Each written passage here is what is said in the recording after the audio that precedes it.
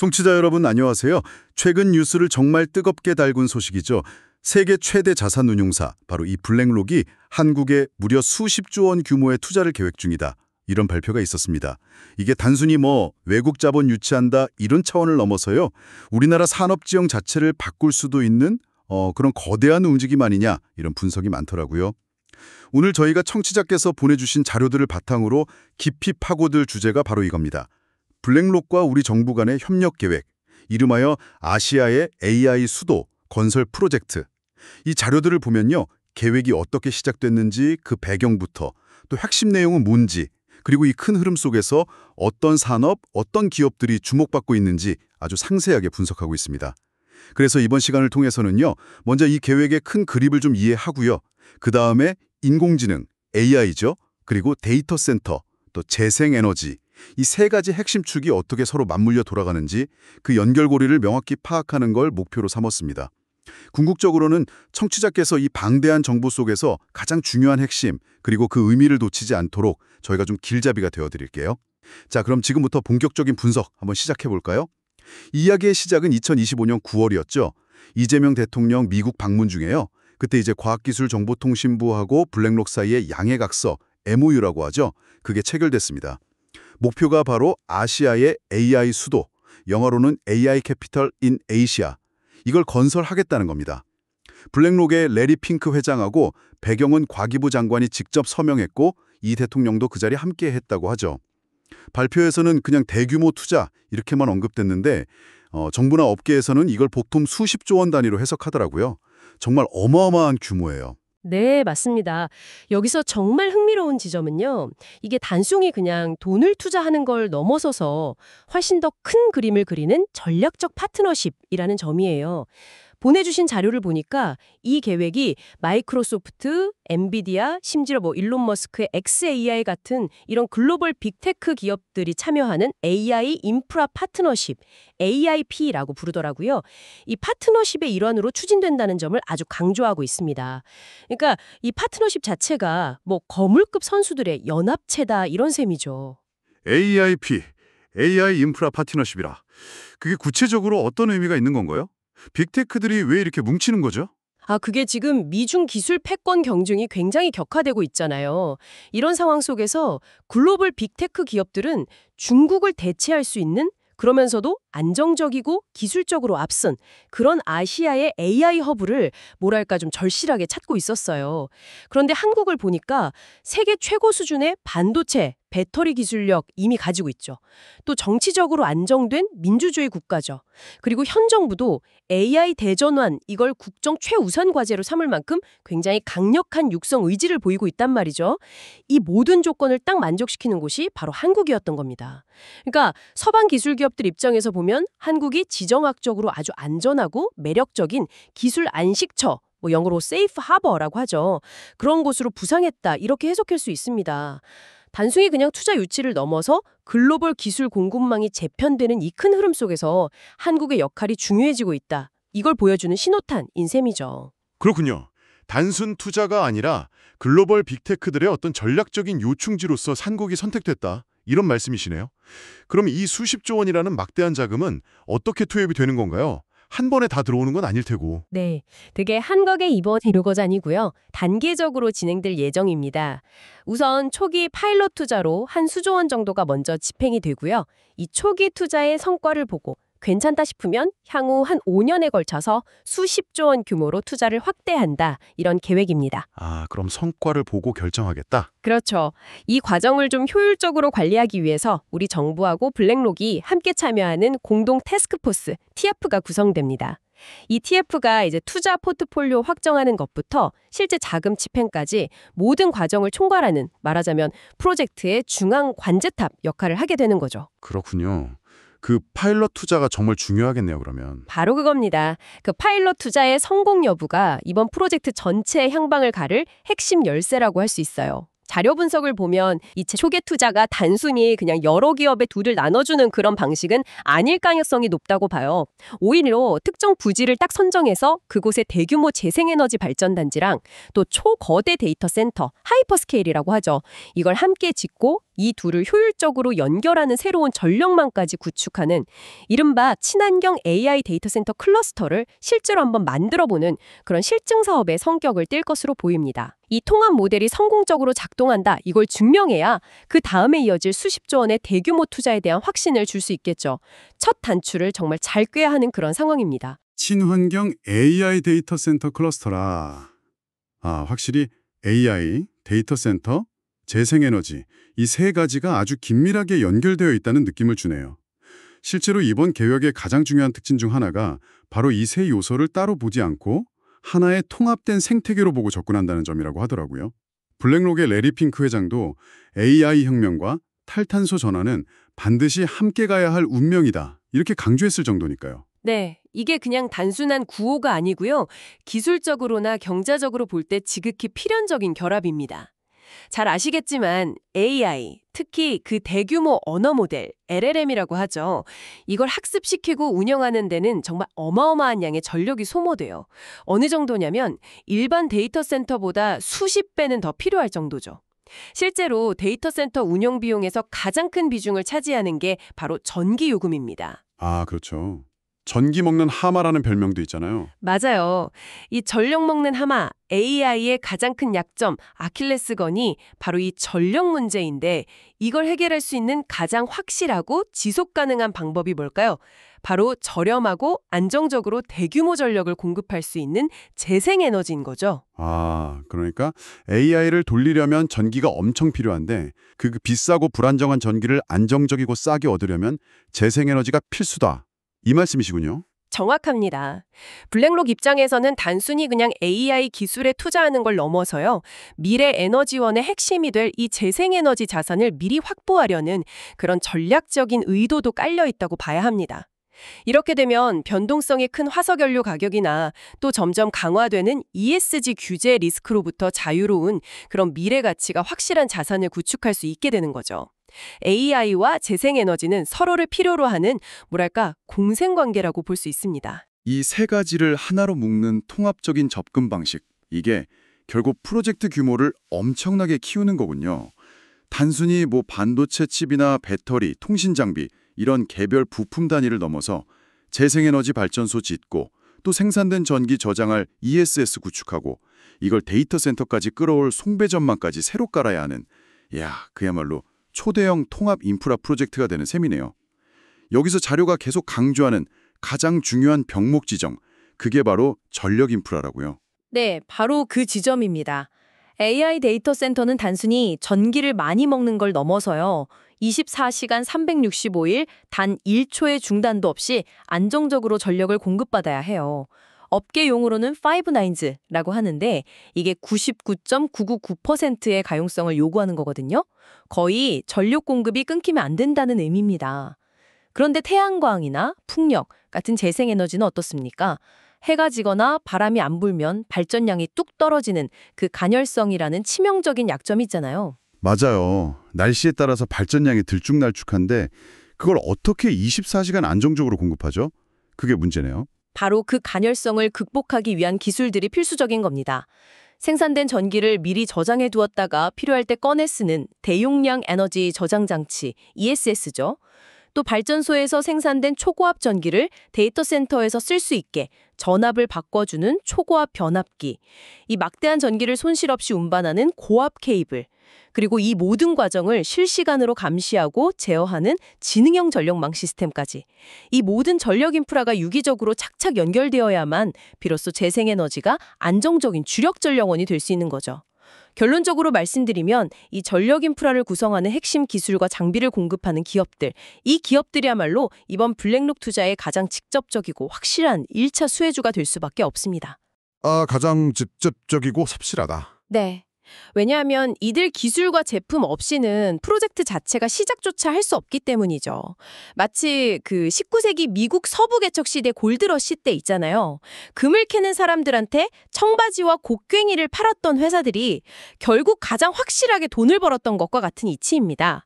제공해주신 자료의 표 1에서도 AI, 데이터 센터, 재생에너지, 간의 가치사슬, 그리고 그 중심에 전력 인프라가 어떻게 자리 잡고 있는지 명확하게 보여주고 있고요. 이야, 비유가 정말 귀에 쏙쏙 들어오네요. 금맥 찾는 것보다 청바지와 곡괭이 파는 게 더 확실한 사업이었다. 그렇다면 이 거대한 AI 수도 건설 프로젝트라는 골드러시에서 청바지와 곡괭이 역할을 할 핵심 기업들, 구체적으로 어딜까요? 청취자께서 보내주신 보고서에서는 이 수의 기업들을 확신도나 영향력에 따라서 3단계, 티어로 나눠 분석하고 있던데요. 가장 확실하고 직접적인 수혜가 예상되는 1단계 티어 1, 핵심 수혜주부터 좀 자세히 들여다볼까요? 네, 좋습니다. 이 1단계 기업들은 말 그대로 프로젝트의 심장부에 위치한다고 볼 수 있고요. 해당 분야에서 높은 시장 지배력과 기술적 진입 장벽을 갖추고 있어서 핵심 인프라 구축에 직접적으로 참여할 가능성이 매우 높은 기업들입니다. 첫 번째 주자는 HD 현대일렉트릭 267260입니다. 아까 말씀드린 초고압 변압기 분야에서 명실상부한 글로벌 강자죠. 이미 미국에서 노후 전력망 교체 수요가 폭발하면서 유례없는 호황을 누리고 있어요. 2024년에는 무려 20%가 넘는 정말 경이적인 영업이익률을 기록했을 정도고요. 수주 잔고 역시 사상 최고치를 계속 경신하고 있습니다. 이런 상황에서 블랙록 프로젝트는 강력한 내수 시장이라는 또 하나의 거대한 성장 엔진을 달아주는 격이 되는 거죠. 시장에서는 벌써 2026년 매출 4조 6천억 원에 영업이익 1조 1천억 원, 영업이익률 25.3% 이런 놀라운 전망까지 내놓고 있습니다. 와, 이미 잘 나가고 있는데 국내에서 초대형 프로젝트까지 더해진다. 정말 날개를 다는 셈이네요.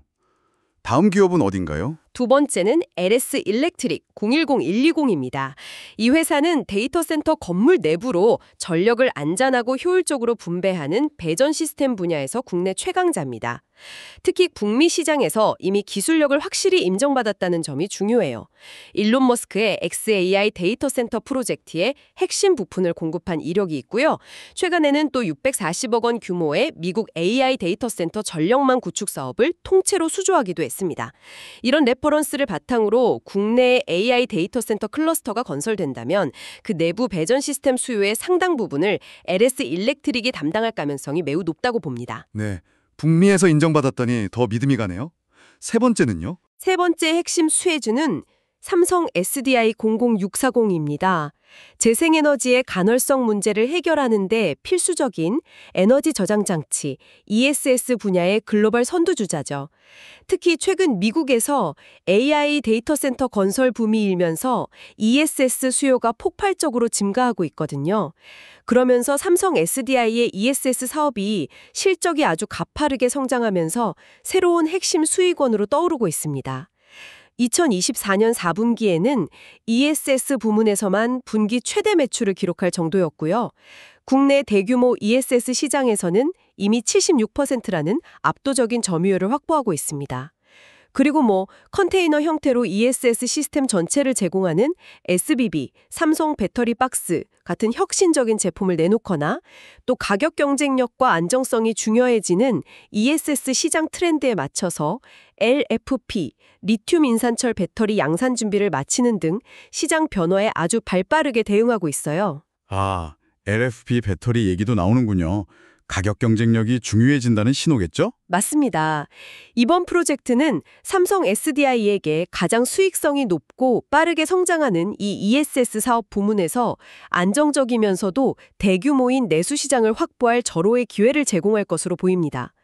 일부에서는 2025년 4분기에 ESS 단독 매출이 1조 원을 돌파할 거라는 전망까지 내놓고 있어요. ESS가 정말 AI 시대의 필수품이 되면서 삼성 SDI 역할이 더 중요해지는군요.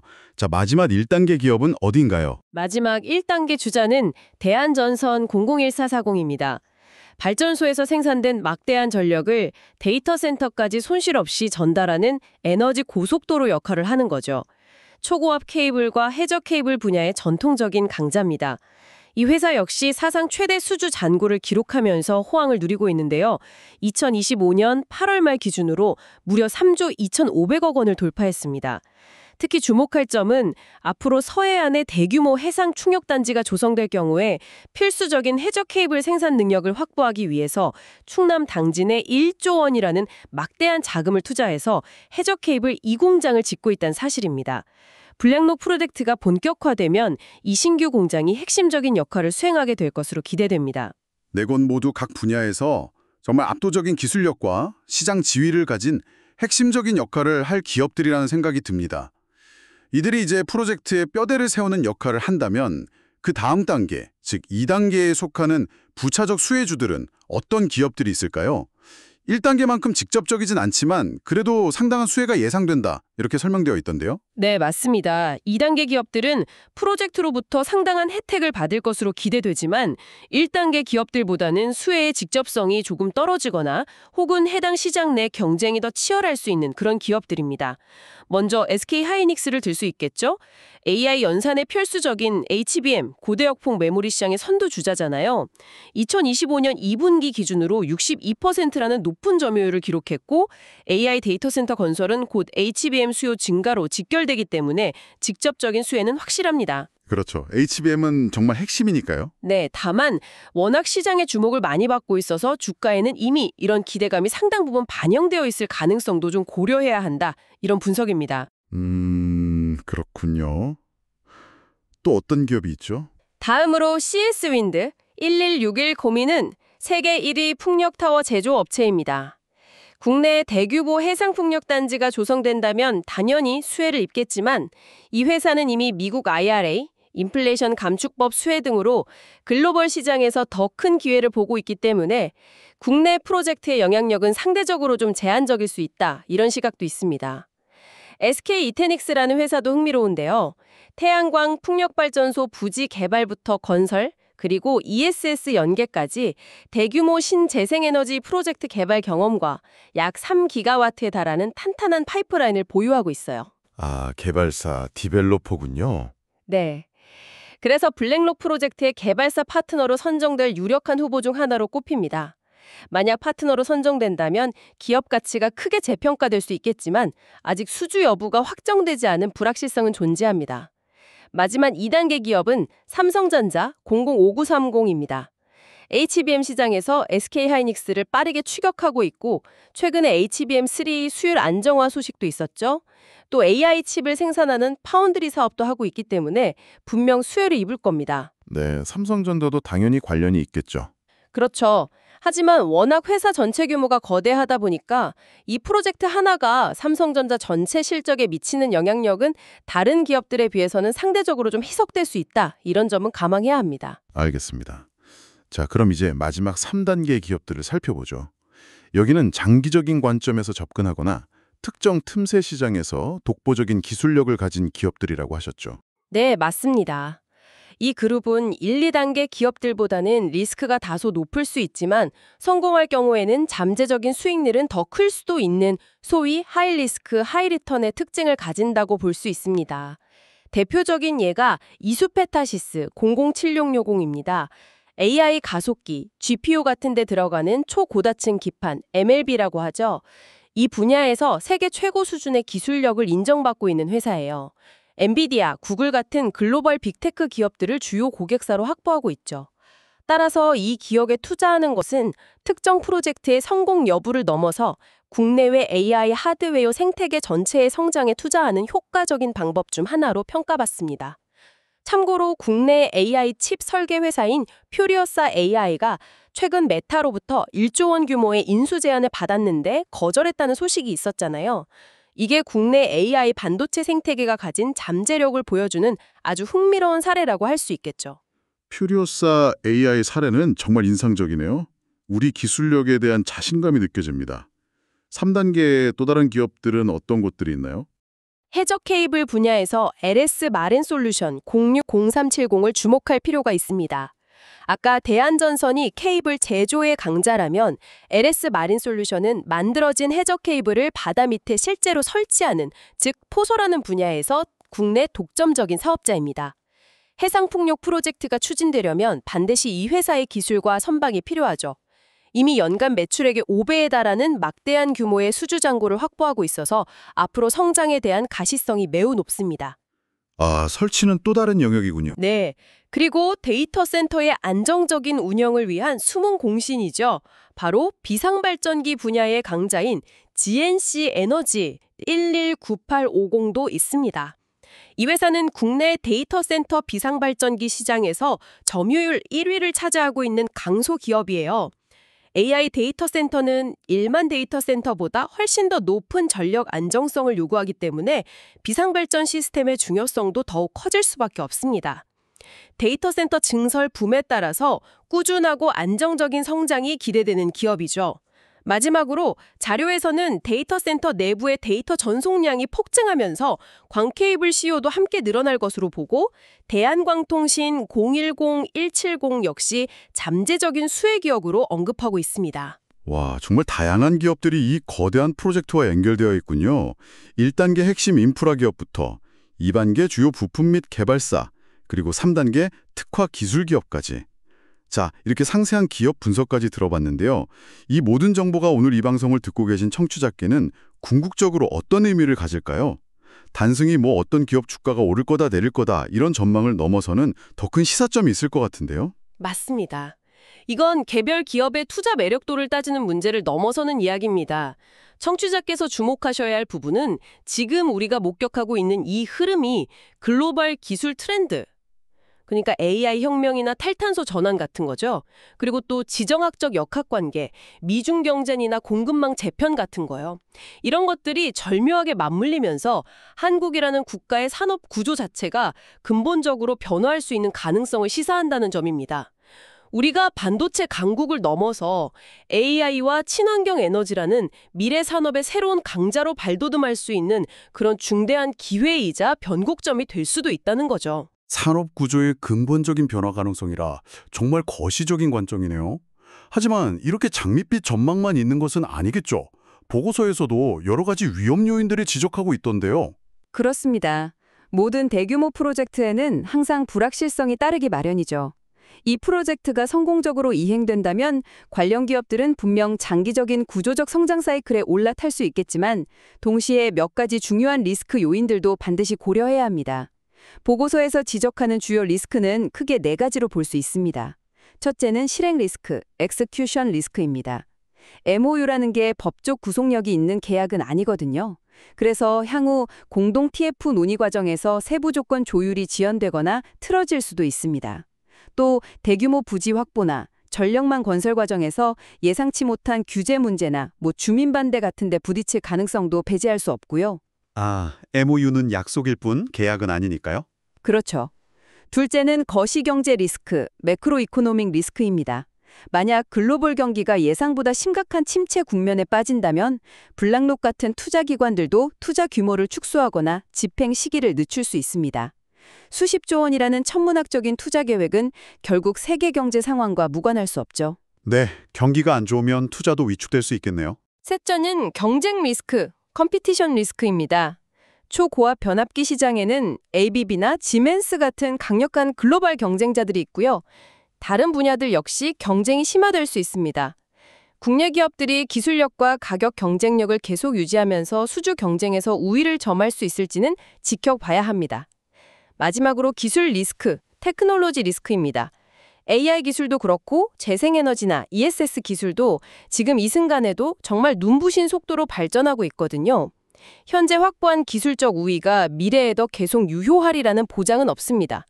새로운 기술이 등장해서 현재 계획이 무용지물이 되거나 수정이 불가피해질 수도 있다는 점도 염두에 두어야 합니다. 네, 장밋빛 청사진 이면에 도사린 여러 현실적인 위험 요인들까지 짚어주셨습니다.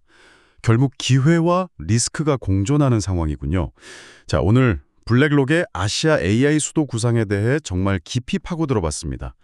AI 데이터 센터, 재생에너지라는 세 축을 통합적으로 바라보고 한국의 미래 산업 지형을 바꾸려는 거대한 계획이라는 점, 그리고 이 모든 것을 가능하게 만드는 핵심 병목 지점이자 가장 확실한 기회는 바로 전력 인프라 구축에 있다는 점, 이 부분을 기억하시면 오늘 논의의 핵심을 가져가시는 게 아닐까 싶습니다. 맞습니다. 이 분석은 한국이 기존의 반도체 패권을 넘어서 AI와 그린 에너지라는 미래 핵심 기술 분야에서도 글로벌 리더십을 확보할 수 있는 중요한 전환점이 될 수도 있음을 시사합니다. 여기서 마지막으로 청취자께 한 가지 질문을 던지면서 마무리하고 싶습니다. 만약 이 AI 수도 비전이 성공적으로 현실화된다면 오늘 저희가 주로 다룬 전력 인프라, 반도체, 배터리 외에 어쩌면 예상치 못하게 큰 수혜를 입거나 새롭게 주목받게 될 또 다른 연관 산업이나 기술 분야는 무엇이 있을까요? 오, 흥미로운 질문이네요. 어떤 것들을 생각해 볼 수 있을까요? 예를 들면요. 뭐 차세대 냉각 기술이라든지 이 거대한 시스템 전체를 안정적으로 통합하고 운영하기 위한 고도화된 사이버 보안 솔루션, 혹은 변동성이 큰 재생에너지 전력망을 실시간으로 최적화하고 제어하는 지능형 전력망 관리 소프트웨어 같은 분야들, 이런 것들이 새롭게 부상할 수도 있지 않을까요? 미래는 단순히 예측하는 대상이 아니라 이미 우리 곁에서 시작되고 있는 변화의 흐름에 적극적으로 동참하며 만들어가는 것이라는 말이 있습니다. 오늘 살펴본 이 거대한 변화의 물결이 앞으로 어떻게 전개될지 청취자 여러분께서도 계속해서 관심을 가지고 지켜보시면 좋겠습니다.